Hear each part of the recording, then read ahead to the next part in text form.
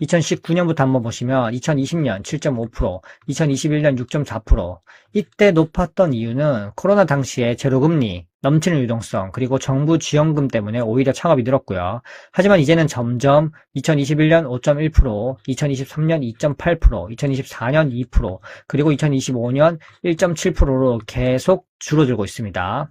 실제로 이런 현상이 계속 일어나고 있는 이유는 바로 신규 사업자가 줄어들고 있기 때문인데요. 지난해 신규 사업자는 116만 명으로 사업자 증감률이 마이너스 4.1% 감소했습니다. 무려 5년 연속 감소세이고, 예전에는 폐업하는 사람이 있어도 새롭게 창업하는 사람이 많았기 때문에 숫자가 줄지 않았지만 지금은 창업 자체를 포기하는 사람이 늘어나면서 시장 전체가 하락하고 있습니다. 그만큼 내수 경기가 어렵다는 거죠. 반면에 폐업자는 여전히 많습니다. 거의 100만 명에 달하고요. 엄청난 규모입니다. 특히 중요한 건 신규 대비 폐업 비율입니다. 무려 83.5%를 기록했습니다. 쉽게 말하면 만약에 창업한 사람이 100명이다. 그러면 문을 닫은 사업자가 83명이나 된다는 그 말입니다. 창업을 하면 거의 폐업한다. 기정사실화가 되어가고 있는 겁니다.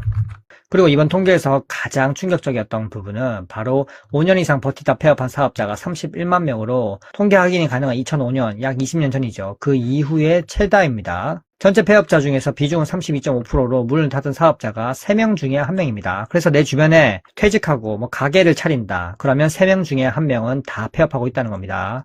근데 예전처럼 창업을 실패해서 바로 문을 닫는 게 아니라 오랫동안 버텨온 사업자들도 지금 문을 닫고 있다는 게 현실입니다. 그리고 가장 심각한 건 바로 음식점입니다. 국세청에 따르면 지난해 음식업 가동사업자는 79만 명입니다. 처음으로 80만 명 아래로 내려갔고요. 이제는 음식점 감소세도 본격적으로 시작된 겁니다. 그만큼 내수 경기가 죽어가고 있다는 말이고요.